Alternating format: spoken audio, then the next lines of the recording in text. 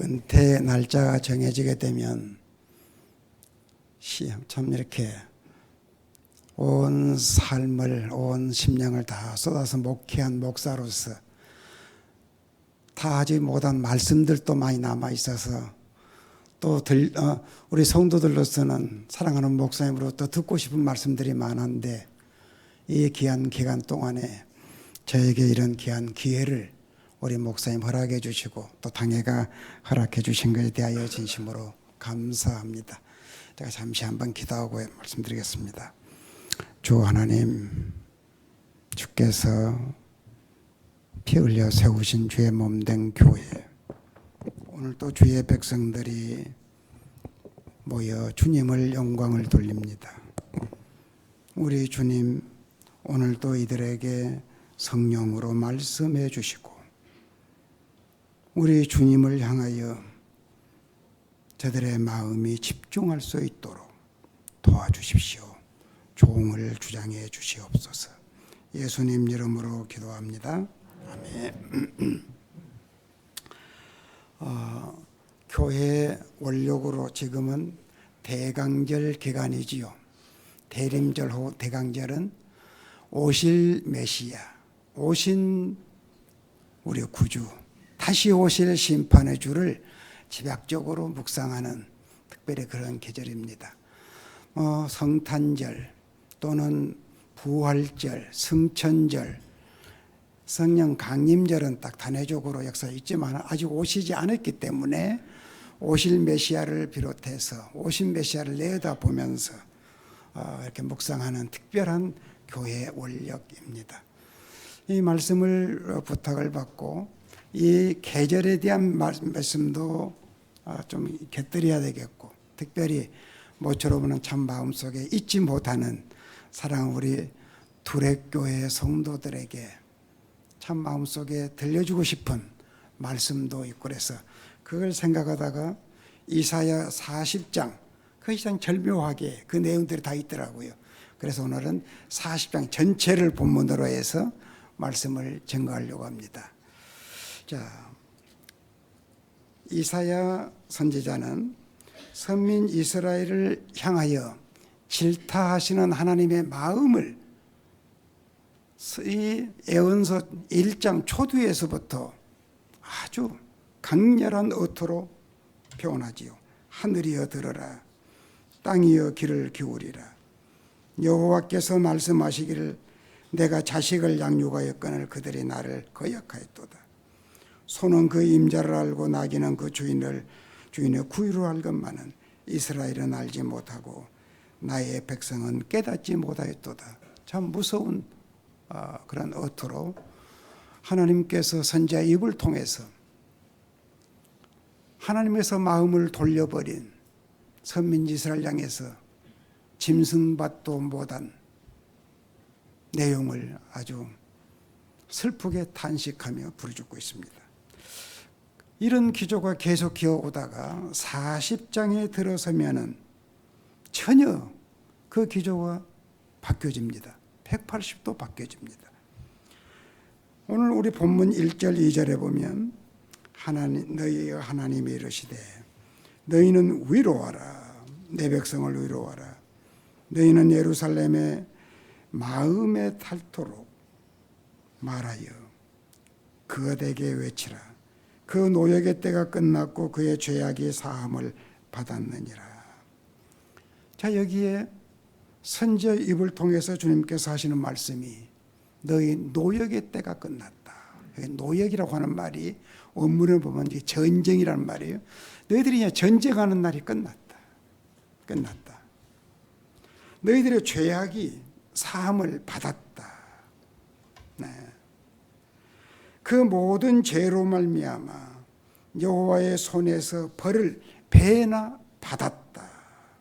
자, 미래의 메시아로 인하여 구원의 역사가 너무도 확실하고 분명하기 때문에 여러분을 보게 되면 전부 완료형으로 썼습니다. 될 것이다가 아니라 되었다.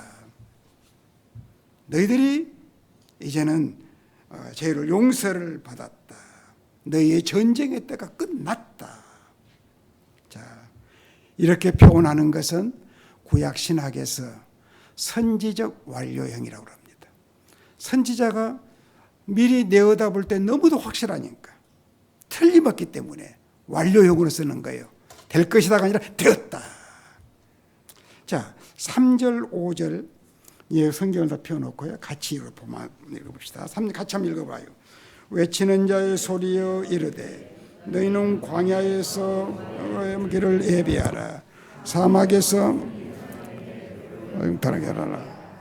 골짜기마다 도두어지며 산마다 언덕마다 낮아지며 고르지 아니하는 곳이 평탄하게 되며 험한 곳이 평지가 될 것이요 여호와의 영광이 나타나고 모든 육체가 그 것을 보리라.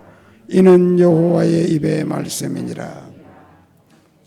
여기 3절에 보면 여호와의 길을 예비하라, 하나님의 대로를 평탄케 하라 하는 외침이 있었습니다. 여호와의 길, 하나님의 대로, 이런 표현은 선민 이스라엘이 한 번도 들어보지 못했던 아주 생소한 언어입니다. 어떻게 인생이 하나님이 다시 다니시는 길을 만든다는 말인가? 도무지 감이 안 잡히는 그런 내용입니다. 그런 길을 예비하고 평탄하게 놓으라고 분부합니다. 4절에 보시면 여호와의 길, 하나님의 대로를 건설하는 건설 현장, 건설 그 공정이 거기에 발표되고 있습니다. 골짜기마다 도두어지고 산마다 언덕마다 낮아지며 고르지 아니하는 곳이 평탄하게 되며 험한 곳이 평지가 되게 할 것이다. 이게 길을 닦는 이게 공정 과정이지요. 그런가 하면 자, 이제 5절에 보면 이 여호와의 길, 하나님의 대로가 어떻게 사용될 것인가, 그 용도에 대해서 밝혀줍니다. 여호와의 영광이 나타나고 모든 육체가 그것을 함께 보게 될 것이다. 하나님의 대로가 놓여지게 되면 하나님이 그 위로 지금 다니실 터인데 그 대로에 들어오는 사람은 하나님의 영광을 보게 된다. 자, 하나님이 그 대로를 통해서 인생이 사는 삶의 현장에 내려오신다는 것이고, 땅 위에 발을 붙이고 사는 죄인들이 그 대로를 통해서 하나님의 보좌 앞에 나아갈 수 있다고 하는 것입니다. 이게 그 예언을 하고 있는 거예요. 자, 하나님께서 그 길의 모습을 드러내실 때에는 하나님의 영광이 찬란하기 때문에 그 길에 들어선 사람은 하나님의 영광을 보고 압도되어질 것을 이렇게 예언해 준 것입니다. 자, 그런데 이 여호와의 길, 하나님의 대로를 누가 건설할 수 있습니까? 영광의 하나님의 보좌로 통하는 하나님의 대로를 죄인 인생이 건설할 수가 없습니다. 인생들은 한 사람도 예외 없이 죄를 범하여 하나님의 영광에 이르지 못하도록 되어 있습니다. 자, 그래서 인생은 그 누구도 하나님의 보좌로 통하는 이 길을 감히 건설할 수가 없는 것입니다. 인류는 타락 이후에 하나님께로 나아가는 하나님의 대로를 건설하려고 하는 것이 전 인류의 수건이었습니다. 그러나 아무도 이 길을 놓지를 못했습니다. 여호와의 길, 하나님의 대로는 오직 삼위 하나님만이 건설할 수 있는 길입니다. 창세전에 삼위 하나님이 이 여호와의 대로를 건설하기 위해서 논의하셨습니다. 성부께서 이 대로를 설계하셨습니다. 성자께서 이 대로를 놓기 위해서 이 노동자로, 일꾼으로, 종으로 이 세상에 오실 것을 계획하셨죠. 그 일을 위해서 성령께서 성자 예수 하나님의 아들을 저 마리아의 태 속에 잉태시키는 자역을 하게 된 것입니다. 네.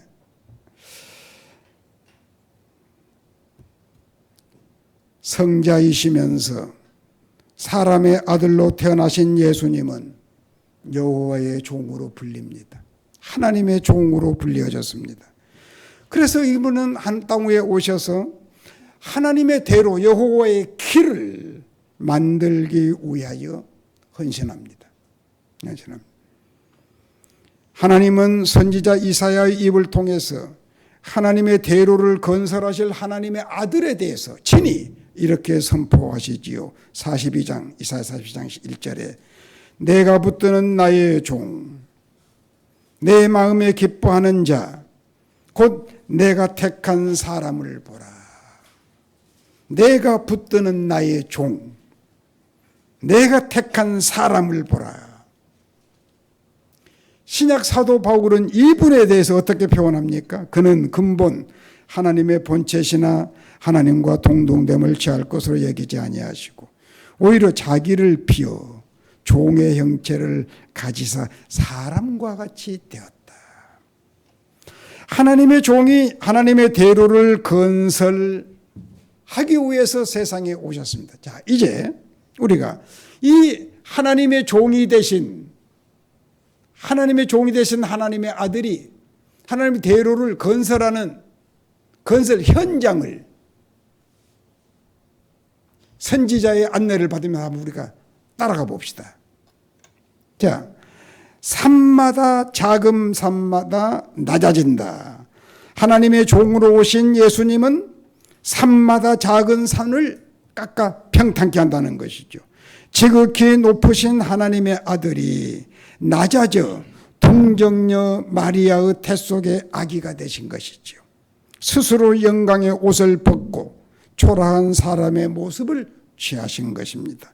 하나님의 아들이 사람이 되기 위하여 하늘로부터 길을 내고 이 세상에 오셨습니다. 여기서 우리는 무엇을 봅니까? 성육신의 교리를 보게 됩니다. 다음, 이 땅에 오신 하나님의 종 예수 그리스도는 인간을 삼키는 무서운 죽음의 계곡, 죽음의 골짜기에 내려가셨습니다. 그곳에서 사흘 만에 다시 올라오심으로 골짜기를 도두어 버렸습니다. 죽음의 계곡을 도두어 버렸습니다. 여기서 우리는 뭘 봅니까? 부활 성천의 교리를 보게 됩니다. 하나님의 종 되신 예수는 고르지 않는 곳이 평탄하게 되며 험한 곳이 평지가 되게 하셨습니다.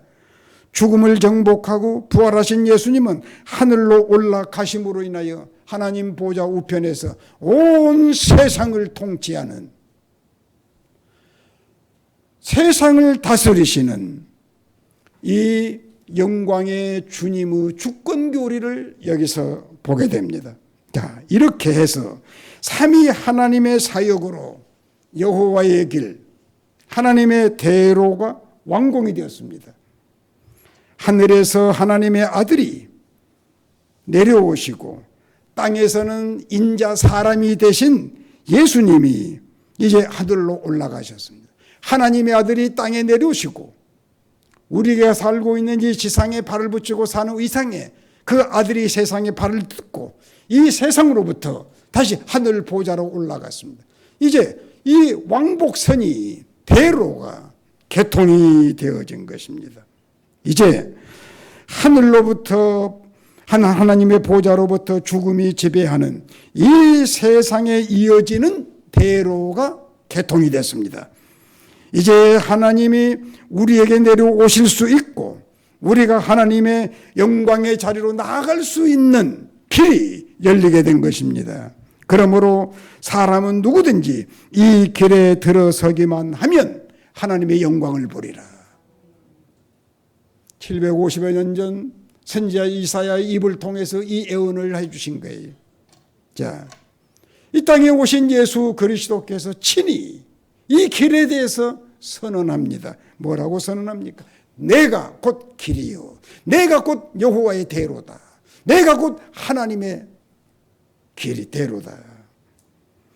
나로 말미암지 않고는 하나님의 올 자가 없다 선언하셨습니다.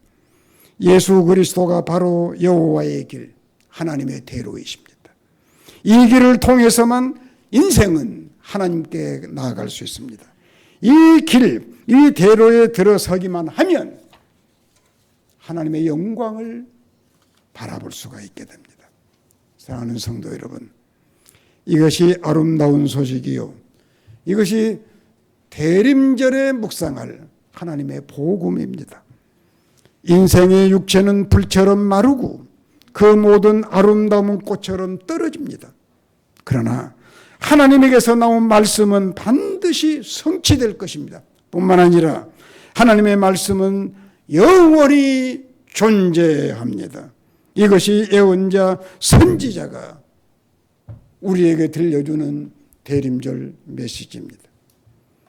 여러분은 예수님이 하늘에서 오신 하나님의 아들이심을 믿습니까? 여러분은 예수님이 하늘 하나님 아버지께로부터 가는 길이심을 믿으십니까? 그러시면 당신의 주, 당신의 하나님께서 예수 그리스도에게 당신을 온전히 위임하고 맡겨드리셨습니까? 하나님은 그런 자에게 하나님의 자녀라고 합니다. 그런 자에게 선지자를 통해서 큰 소리로 외칩니다. 반드시 들으라고 외칩니다.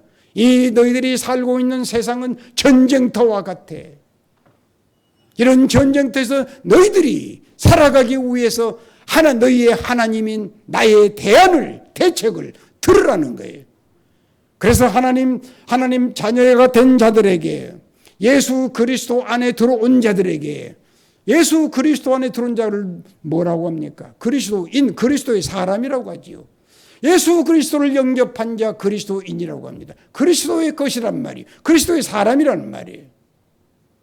그리스도를 영접한 자는 하나님의 자녀되는 특권, 권세를 가진 사람이에요. 그런 사람을 성경은 하나님의 자녀라, 이런 사람을 성도라, 이런 사람을 가리켜서 그리스도인이라고 부릅니다. 그런 사람을 가리켜서 선지자를 통하여 그들이 한 사람도 놓치지 않고 듣도록 큰 소리로 높은 산에 올라가 외쳐라. 뭘 외치는 거예요? 너희 하나님을 바라보라. 이것이 하나님의 자녀들이 세상에 살아가는 하나님의 대안이고, 하나님의 자녀들이 이 세상에서 살아가는데 당당하게 살 수 있는 하나님의 대책이기 때문에 하나님의 자녀들은 이것을 들어야만 합니다. 자, 이제 이 후반절 메시지, 하나님의 자녀들에게 주신 이 메시지는 실질적인 축복이 들어있는 말씀입니다. 앞의 내용은 우리가 교리적으로 알고 있던 내용들이죠. 교회 우리가 신앙생활하면 이 내용들은 반복해서 듣는 내용들이죠. 이제 후반부에서는 그런 자에게, 이 하나님의 대로에 들어온 자에게, 대로이신 예수 그리스도 안에 들어온 자에게, 그들이 이 세상에서 아직 이 세상에 머물러 전쟁터와 같은 세상에 살아가는 너희들을 위하여 나의 대안, 나의 대책을 들어라 하면서 지금 선지자의 입을 통해서 선포하는 내용이 후반부입니다. 자, 그러면 선지자를 통해서 들려주시는 하나님의 메시지가 뭡니까? 선지자 여기서 외칩니다. 너는 말하라. 말하는 자의 소리여 이르되 외치라. 내가 뭐라고 외칠까요? 자, 모든 육체는 풀이요 그 모든 아름다움은 들의 꽃과 같다. 풀은 마르고 꽃은 시들음은 여호와의 기운이 그에 불기 때문이다. 이 백성은 실로 풀이다. 인생은 풀과 같은 것이다. 이런 인생론을 취급을 한 다음에 9절에서 어떻게 말합니까? 아름다운 소식을 전하는 자여, 복음을 전하는 자여, 너는 힘써 소리를 높이라. 두려워하지 말고 소리를 높여 유다 성읍들에게, 내 백성들에게 이르기를 너희의 하나님을 보라. 하나님의 백성들이여 너희의 하나님을 보라. 보라, 주 하나님께서 장차 강한 자로 임하실 것이요 친히 그의 팔로 다스릴 것이라. 보라, 상급이 그에게 있고 보응이 그의 앞에 있으며 그는 목자같이 양떼를 먹이시며 어린 양을 그 팔로 모아 품에 안으시며 젖먹이는 암컷들을 온순히 인도하시리라. 자, 하나님의 대로에 들어선 자, 그리스도를 영접한 자, 그리스도 안에 들어있는 자, 이들을 그리스도인이라, 그리스도의 것이라, 하나님의 자녀라, 거듭난 자다, 재창조한 자라, 성경 그런 표현을 쓰고 있죠. 그들을 향해서 듣도록 큰 소리로 외쳐라. 그러니 이렇게 하나님께서 부탁하신 것은 그리스도인은 한 사람도 예외 없이 이 말씀을 들어야 전쟁터와 같은 이 세상에 제대로 그리스도로 살아갈 수 있다는 거예요. 자, 그러면 뭐라고 외칠까요? 하나님께서 들으면 너희 하나님을 바라봐라. 너희 하나님을 바라봐라. 새 영어 표준 성경은 이 표현을 여기에 하나님이 계신다 바라보라. Here is God. Behold. 너희 하나님이 여기 계셔. 여기에 집중해라. 바라보라. 자, 그러면 이제 하나님을 바라볼 준비가 되셨습니까? 선지자를 통해서 무엇을 바라보라고 하는 거예요? 어떤 하나님을 바라보라고 하는 겁니까? 12절 같이 읽어봅시다. 함께 읽습니다.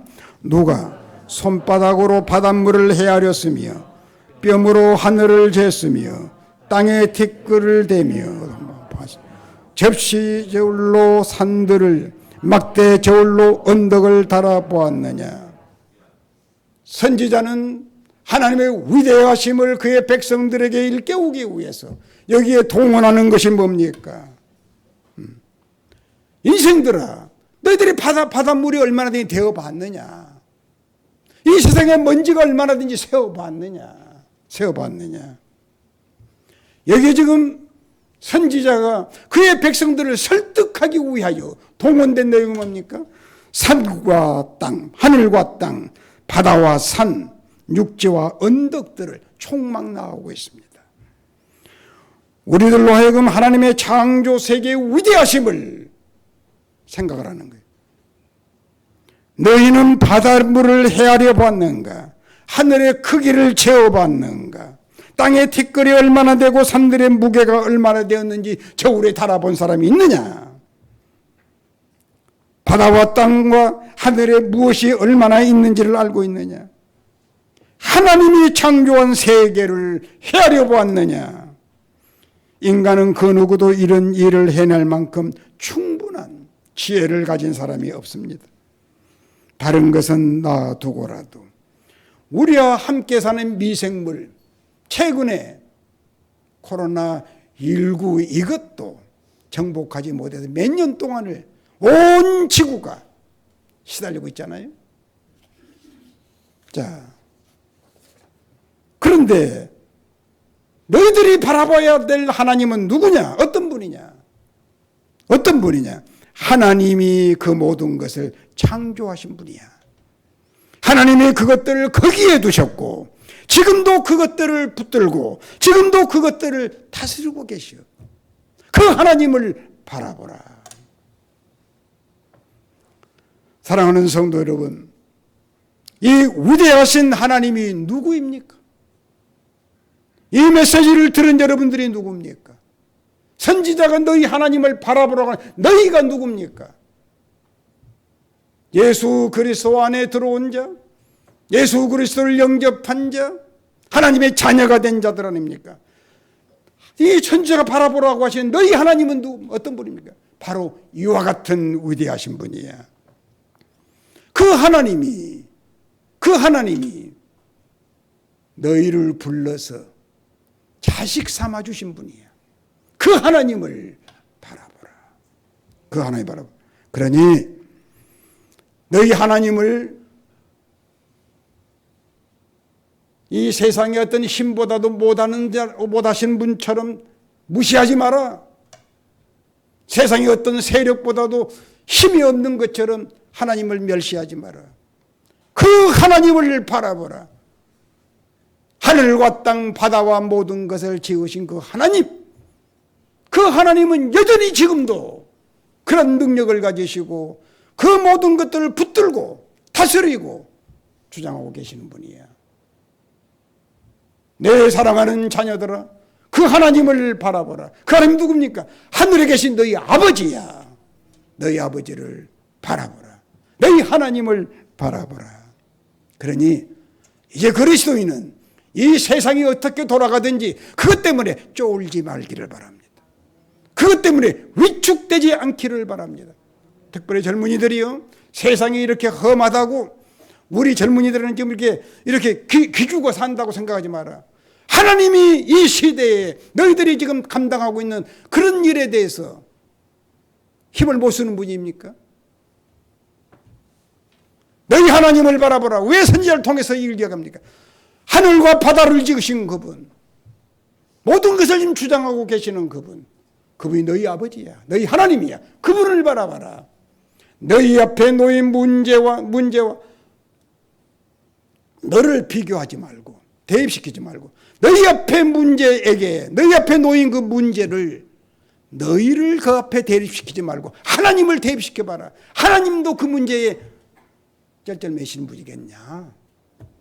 그러니 하나님의 자녀들아, 하나님을 바라보면서 당당하게 살아가기를 바란다. 그 메시지가 들어있네. 두 번째, 15절 23절을 봅시다. 같이 읽어봅시다. 15절 함께요. 그에게 열방의 통에 한 방울 물과 같고 저우르 작은 티끌 같으며 섬들은 떠오르는 먼지 같으리니.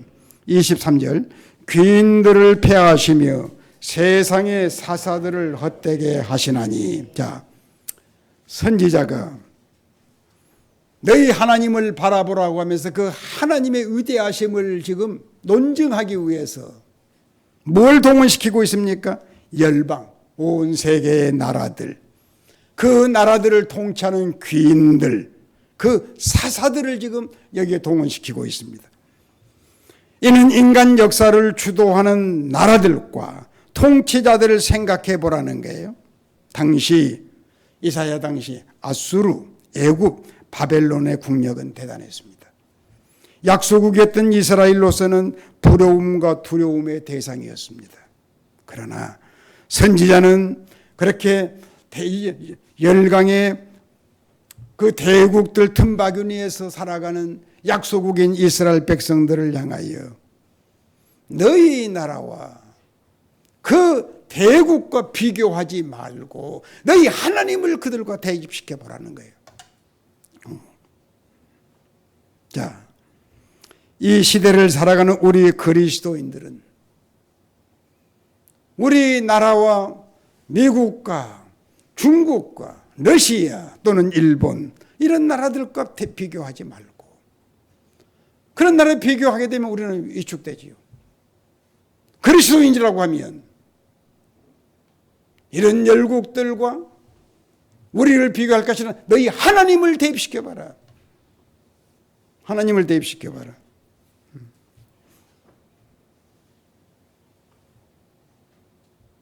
열방 열국들이 하나님에게도 유협적인가 적이겠는가. 하나님 보실 때 그들은 통 속에 한 방울 뚝 떨어지는 한 방울 물과 같다. 북한의 핵이 하나님에게도 위협적인가. 그것은 청평에 영향을 주지 않는 먼지에 불과한 거예요. 불과한 거예요. 우리 시대의 귀인들이 누구며 통치자가 누굽니까? 세상에 큰 소리 치는 열국의 지도자들이 누굽니까? 바이든입니까? 시진핑입니까? 그들은 역사의 주관자들이 아닙니다.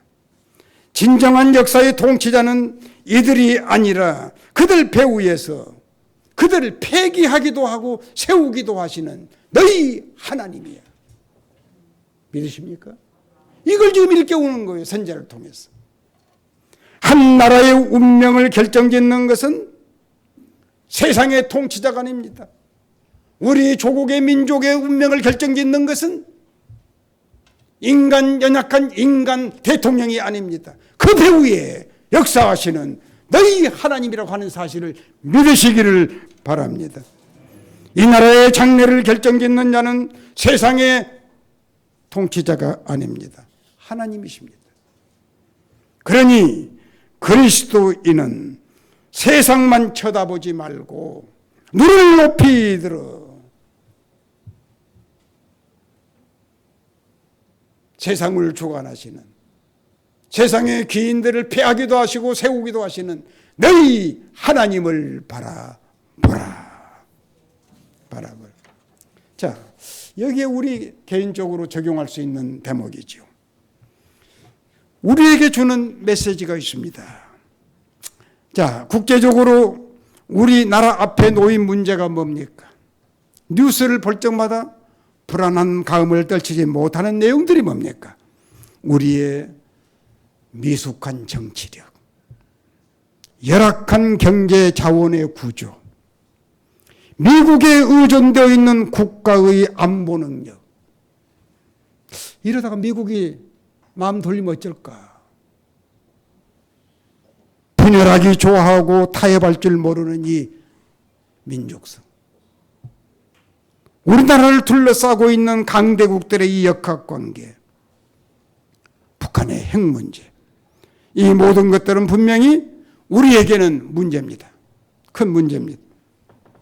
자, 나라적일 뿐만 아니라 우리 개인적으로 좀 생각해 봅시다. 우리 개인 앞에 놓여 있는 문제가 뭡니까? 불치의 병, 자식들의 장래, 연로하신 부모님들의 그 말년. 이제는 장수들 하시니까 부모님들이 연로하시면서 참 이렇게 가누지 못해서 자식들이 자나깨나 걱정을 내보고 있어요. 연로하신 부모님의 문제, 이거 우리 입으로 되는 것 아니죠. 청년들이요, 직장의 문제, 결혼의 문제, 불안한 미래에 대한 문제, 이거 우리 입으로 어떻게 될 수 있는 거 아니에요. 자, 그런데 이 주일에 주님이 찾아오셔서 우리에게 들려주시는 말씀은 뭡니까? 너희 앞에 놓여있는 문제가 제 아무리 크더라도 너희의 힘으로 어찌할 수 없는, 너희 힘으로 불가능한 것처럼 보일지라도 그것을 집중하여 들여다보지 말고 거기에 너희 머리를 올인하지 말고 머리를 들어라. 너희 하나님을 바라보라. 너희 하나님을 바라보라. 그 어려운 문제가 하나님에게도 어려운 문제가 되겠나? 너희 힘으로 할 수 없는 그 문제가 하나님에게도 불가능할까? 하나님을 바라봐라. 선지자를 통해서 오늘 우리에게 들려주는 메시지, 너희의 문제가 무엇이든지 거기에 몰두하지 말고 머리를 들어. 문제를 파악했으면 내 힘으로 할 수 없는 것이구나. 파괴됐으면 절망하지 말고 오늘 선지자의 말씀을 들으란 말이에요. 너희 하나님을 바라봐라. 눈을 높이 들고 나를 부르셔서 하나님의 자녀 삼아주신 내 하나님을 바라보라. 너희 하나님도 너희 앞에 놓인 그런 문제에 대해 쩔쩔 매시는 분인가?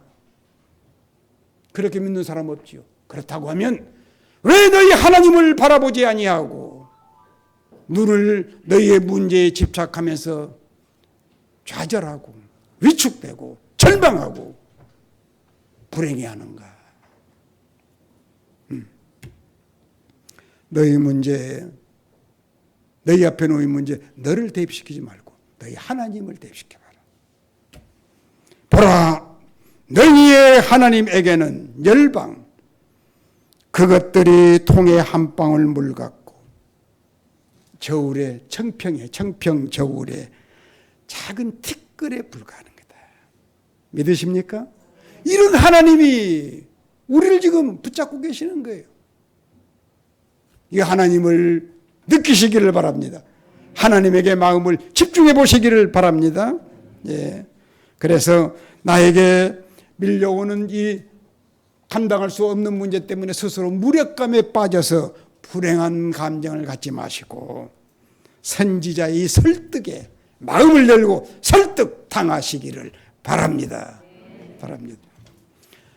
다니엘은 우리에게 이런 말씀하셨지요. 오직 자기 하나님을 아는 백성은 강하여 용맹을 듣죠. 자기 하나님을 제대로 알게 되면 어떠한 상황 속에서도 당당하게 용맹스럽게 그리스도인답게 그리스도의 품위를 유지하면서 살아갈 수 있습니다. 자기 하나님을 잊어버리니까 기가 죽어가지고 쫄려가지고 하나님의 사람으로서의 품위를 잃고 허둥대며 살아가는 것 아닙니까?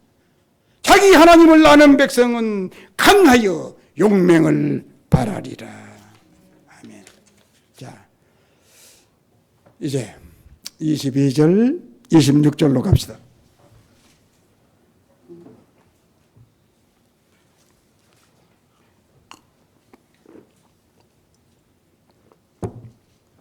(22절) (26절) 두 절 다 같이 읽습니다. 시작. 그는 땅 위 궁창에 앉으시나니 땅에 사는 사람들은 메뚜기 같으니라. 그가 하늘을 차일같이 펴셨으며 거주할 천막을 치셨고 너희 눈은 높이 들어 누가 이 모든 것을 창조하였나 보라. 주께서 요대로 만상을 이끌어내시고 그들의 모든 이름을 부르시나니 그의 권세가 크고 그의 능력이 강함으로 하나도 빠짐이 없느니라. 이제 하나님은 선지자를 통해서 세상과 온 우주를 대하시는 하나님을 생각하도록 유도합니다. 우리는 복잡한 세상을 바라볼 때 때로는 마음에 실망이 되고 좌절감에 사로잡힐 때가 있습니다.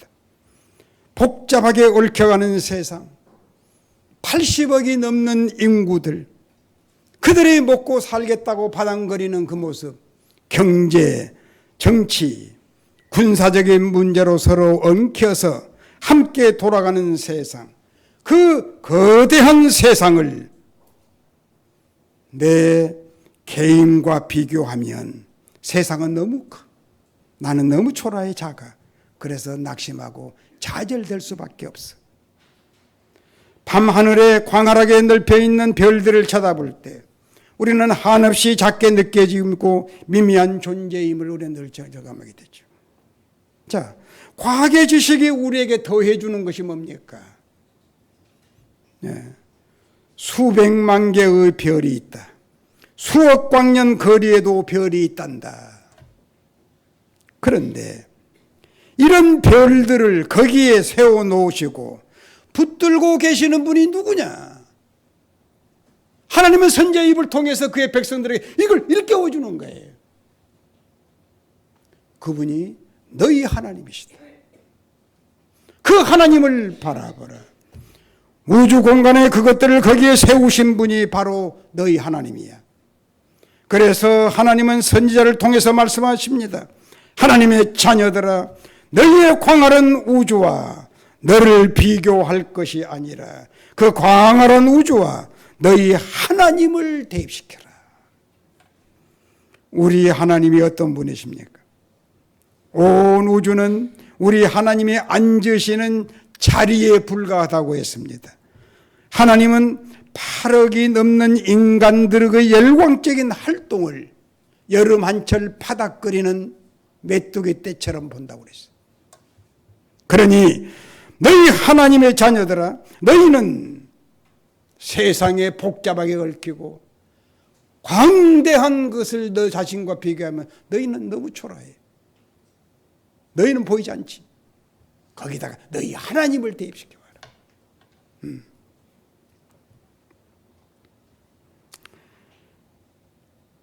온 우주는 우리 하나님이 앉으시는 자리에 불과하고, 그러니 너희 하나님의 자녀들아, 너희는 하나님의 위대하심을 생각해봐라. 성도들이여, 과학이라고 하는 거대한 맘모스 앞에 기가 죽어있는 우리들이 아닙니까? 마치 머리카락 잘린 삼손처럼 힘없이 살아가는 이 시대 그리스도는 아닙니까? 기가 죽어있는 우리들을 설득하고 계시는 이 하나님의 열정, 어떻게 하든지 그의 백성들을 설득해 보려고 우주를 동원해 가지고 우리 지금 설득하고 계시잖아요. 이 하나님 열정을, 열심을 느낄 수 있습니까? 너희는 눈을 높이 들어 누가 이 모든 것을 창조하였나 보라. 우리 하나님의 이 논리, 이 설득하고자 하는 이 열심, 여러분이 설득당하기를 기원합니다. 자, 끝으로 이제 27절로 넘어가겠습니다. 같이 읽어봅시다.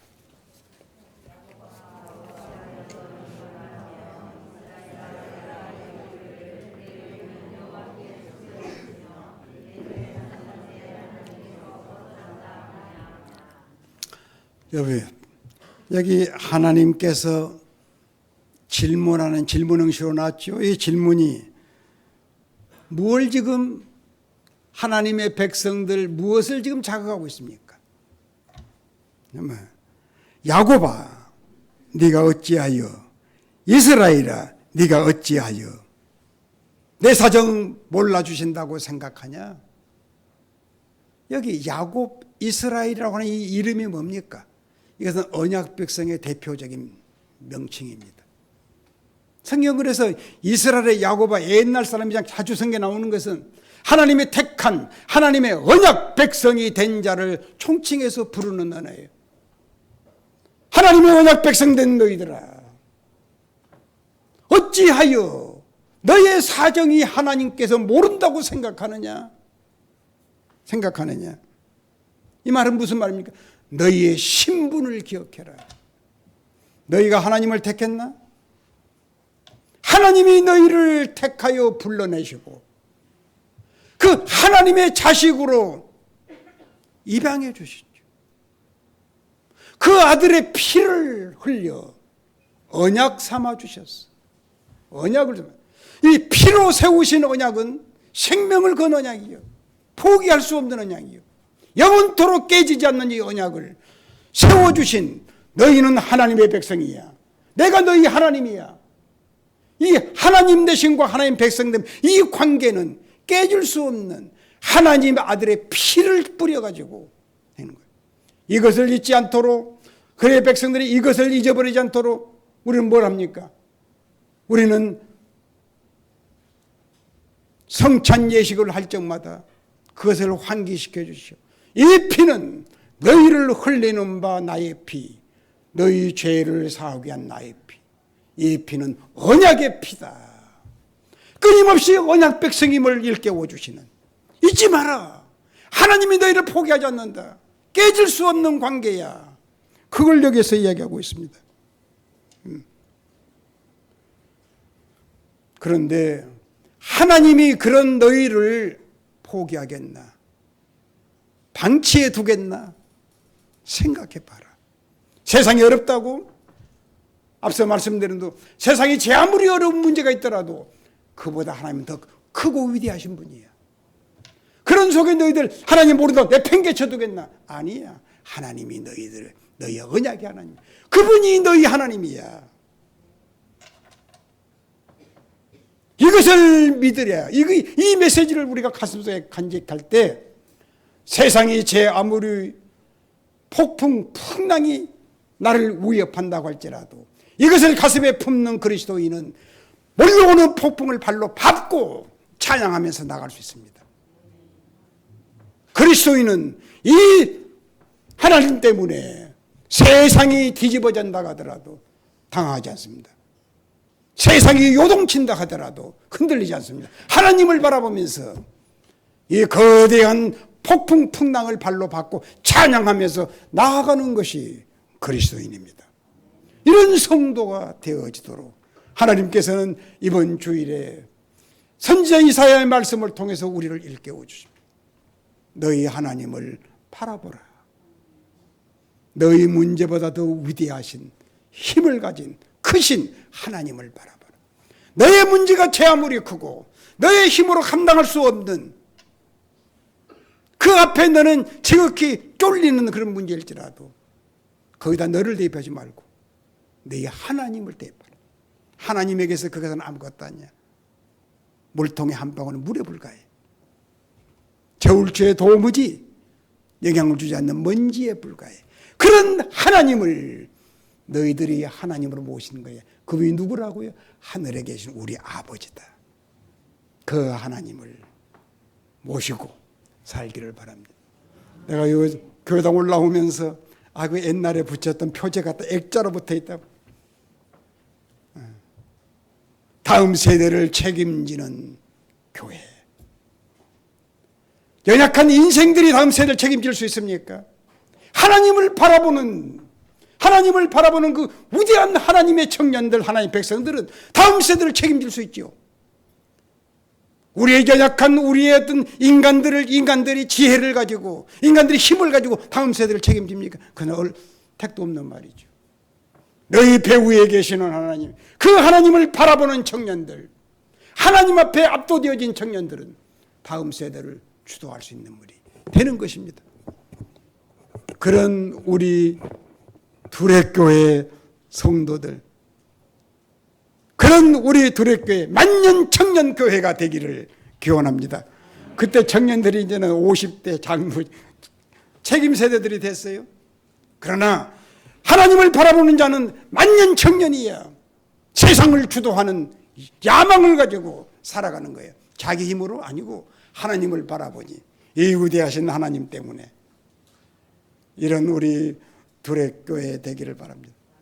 우리 주님이 다시 오실 때까지 이런 의식이 쇠하여지지 않고, 이런 의식이 약해지지 않고, 몸은 늙어지지만은 이런 의식이 늙어지지 않도록 늘 청년의 의식이 충만해서 세상을 도전적인 의식을 가지고 살아갈 수 있기를 기원합니다.